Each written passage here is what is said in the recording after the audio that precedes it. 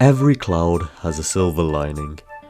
No game is truly perfect, and this one is no exception. Almost every game will have different flaws, different missteps along the way that slightly hold them back. Some of these are bigger than others, but ultimately, having flaws isn't a bad thing.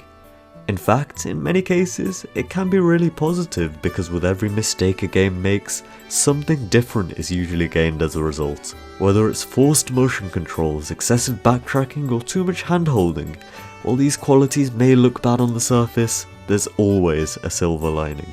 Something cool or unique that comes from these aspects of a game, in a way that you wouldn't expect.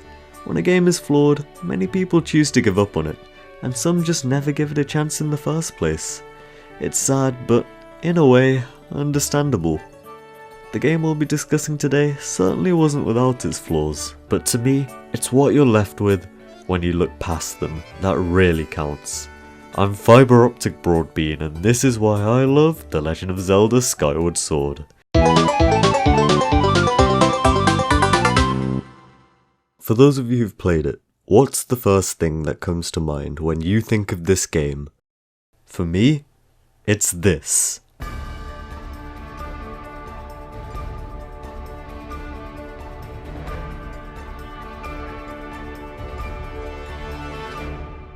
One of Skyward Sword's greatest strengths is its breathtaking music. For the first time in the franchise, this game actually featured an almost fully orchestrated soundtrack, and this really shows. There is so much variety in the tracks, with some feeling dramatic and grand to set the stage for an epic adventure, while others feel light and delicate. The music sometimes even changes based on what you're doing in the overworld. For example, when you're in the bazaar, a different variant of the shop theme plays when you approach each vendor. Even when comparing to the high standards set by other Zelda games, Skyward Sword's music really excels. But when talking about this game, you have to address the elephant in the room. Say it with me now. Motion controls. These were such a huge part of Skyward Sword, and because of this, were a big reason that many chose to turn away from the game. But honestly, in my opinion, they weren't actually that bad. For the most part, they were pretty seamlessly incorporated into the game, and added something fresh to the combat. You could move your sword in new and precise ways, and some enemies even required you to attack them in a certain way. Take the Quadrabarba for example. It opens its mouth both horizontally and vertically, and you have to attack based on this. There's also these electric bokoblins which punish you for attacking the wrong way, and yeah, okay, these guys were a little annoying. That aside, I mostly found the motion controls to be pretty solid, and they actually enhanced the gameplay quite a bit in some cases. Except for those stupid heart minigames, screw you, Pum! I was trying my best. Okay, that aside. Another thing to address about Skyward Sword is your main companion, Fi. In a similar vein to Navi, people seem to have their fair share of complaints about Fi, some of which are probably justified, but I actually don't mind her. In fact, I'd say she was pretty cool as far as Zelda companions go. To me, the idea of having a character in your sword is a really neat concept. While the low battery notifications are a tad on the annoying side, please just go away. This was outweighed by the actually somewhat useful advice she could give at times. Sure, she sometimes stated the obvious, but we can excuse that. Another notable thing about Skyward Sword is its unique art style. It has a pretty sweet cartoony look, similar to that of Wind Waker, but with characters having proportions more akin to Twilight Princess. This has helped the game to age surprisingly well, and really brings the worlds and environments to life. They're just super easy on the eyes, and this makes exploring them a ton of fun to do. There's a real sense of adventure and discovery you get when running around these areas, despite them being relatively self-contained. You need to explore each area pretty thoroughly before entering the game's dungeons. However, I do think it would have been nice to have the Faron, Eldin and Lanayru areas connected in some way, but it's still pretty fun to see what every setting has to offer. The sky itself is also really nice looking, and flying around to discover new islands is always a blast. Granted, it would have been nice for the sky to be a bit more populated than it is, but there are still some fun standout areas like the Lumpy Pumpkin and Bamboo Island that really make it worth exploring. The art style of the game also helps bring out the personality of the characters. They're just so cute and expressive. The characters themselves are also a lot of fun, with some real standouts like Groose coming to mind almost immediately. The guy starts out as a typical bully towards Link, but changes his attitude, and actually warms up to Link over the course of this game. He's just brilliant, and every moment with him on screen always gives me a laugh. Alongside Groose, another really cool thing about Skyward Sword's characters is the connection you feel between Link and Zelda. In a lot of previous Zelda games like Ocarina of Time, Link and Zelda are always so disconnected, so distant, so when you see them together, you hardly feel anything. However, in Skyward Sword, this couldn't be further from the case. Here, their bond actually feels special, and this is helped by the fact that the two have known each other for years. It's actually real. You can clearly see just how much they care about each other from their body language and facial expressions, and this is definitely helped by how expressive the animations are. This really leaves a lasting impact, and remains one of the most developed relationships Link and Zelda have ever had. Another prominent character in this game's story was Girahim, who does a really nice job as a villain and provides a neat change of pace from Ganondorf.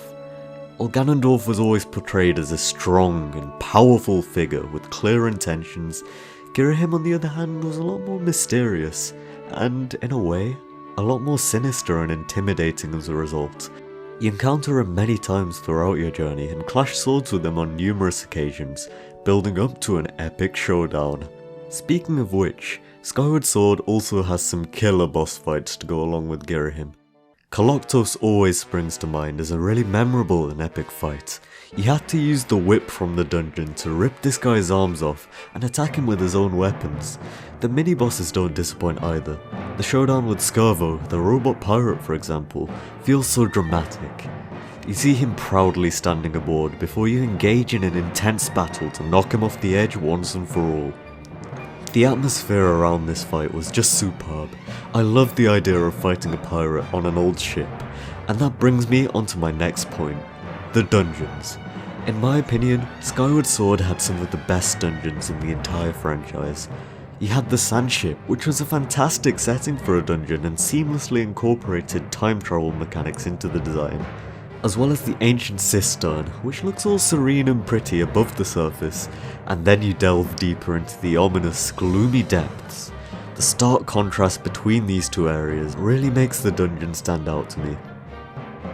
Within these dungeons, you also acquire some really unique items including Beetle, which is super versatile. It lets you zoom around and grab items and knock into enemies, and the Gust Bellows as well, which have since made an appearance in Smash.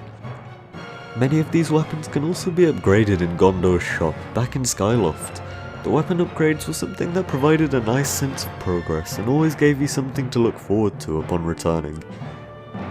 To me, Skyloft's colourful cast was part of the reason I remember this game so fondly. It's not just Zelda, Link, Girahim and Groose either. The whole array of characters makes Skyloft feel like a living, breathing world. See, in Skyward Sword, there's a lot more to focus on than just the main story and dungeons. Littered around Skyloft are a ton of side quests for you to be getting on with. These provide an interesting distraction from the plot, and can be a lot of fun to complete. Some of them even involve little subplots, like this ridiculous love triangle between Karain, Pippet and Colin. The way this one plays out gets me every time, and I actually feel very slightly bad for Colin, even if he wasn't a great guy, but at the same time, it was pretty hilarious. I honestly feel like Skyward Sword strikes the right balance between main story and side quests. There's enough to keep you entertained, but it definitely doesn't detract from the story in any way. You know how almost every game has that one particular segment you really enjoy? For me, this has to be the Bokoblin prison. In this section of the game, you're held captive in a Bokoblin base and, much to your surprise, every single one of your weapons has been stolen by the Bokoblins. What's more is that this base is heavily guarded from all angles, and you have to sneak around to avoid their searchlights and gradually get all of your items back. I found that this part of the game really provided a neat change of pace, and was something that definitely came out of the blue. Typically, I don't really enjoy stealth segments in video games that much, but I don't know, there's just something about the feeling of being totally stripped back, and having to work your way back up again that I find to be just a ton of fun. Speaking of stealth segments, the Silent Realms. These things had no right, I repeat, no right, to be as stupidly terrifying as they were. I love it. Regardless, this section of the game was just one small thing I loved about it. There is just so much here that this game has to offer, and it's just so easy to look past that. Every cloud has a silver lining. For every one of Skyward Sword's annoying motion control segments, there was a cleverly designed enemy fight. For every bit of backtracking, horizons were broadened in the form of weapon upgrades and new side quests. Sure, Skyward Sword wasn't perfect, far from it. It's arguably one of the most flawed games in the entire Zelda franchise, but does that make it a bad game? Absolutely not. Sure, this game arguably had some of the lowest lows in the series, but rather fittingly, this was counteracted by it having some of the highest highs the franchise has ever seen. I'll always love going back to Skyward Sword to relive the grand moments it brought to the table, and hey, just as I was writing this very script, what do you know?